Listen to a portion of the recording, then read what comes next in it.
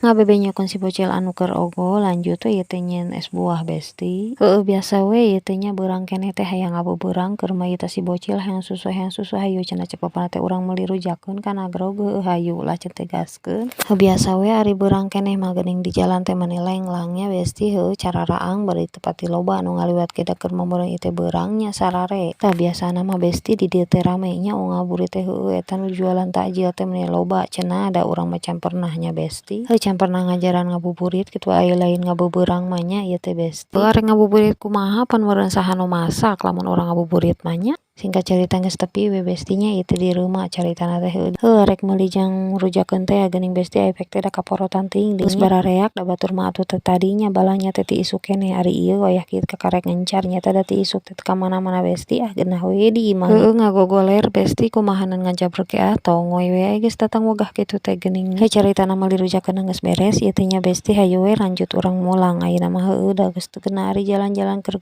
beuteung kosong mah teu geunah nya besti teu cara keur sawal kitu tah bari ngabaso kitu nya eta si bocil da meuni atoh dibawa jalan-jalan teh nya. Singkat cerita besti ayeuna teh geus dicai we ieu teh da geus asar geuning besti teu karasanya waktu teh dipake pemotoran sakedeung oge geuning data kai mah teh asar we urang lanjut we masak besti ayeuna mah mumpung beurang keneh da sok teu karasa geuning waktu teh aya dipakpik-pak di dapur maning teu karasa magrib kita buka we geuning nya. Singkat cerita besti masakna geus beres ena mah tinggal ngaduk-ngaduk ieu we si es buahnya tikakeun samejikom geuningan nya. Cepat ari teh nyieun sayur sop geuning besti asa panci leutik we nyeuna ge da ai bulan kieu mah deungeunna kudu loba ari sangu sok rada awet geuning pan dicipta-cipta teh geuning besti. Ngabebe nyokon si bocil anu keur ogo lanjut we ieu teh nyen es buah besti. Biasa we ieu teh nya beurang keneh teh hayang ngabebeurang keur maita si bocil hayang susu hayu cenah cek papana teh urang meuli rujakeun kana grog hayu lah cenah tegaskeun. Biasa we ari beurang keneh mah geuning di jalan teh mani lenglang nya besti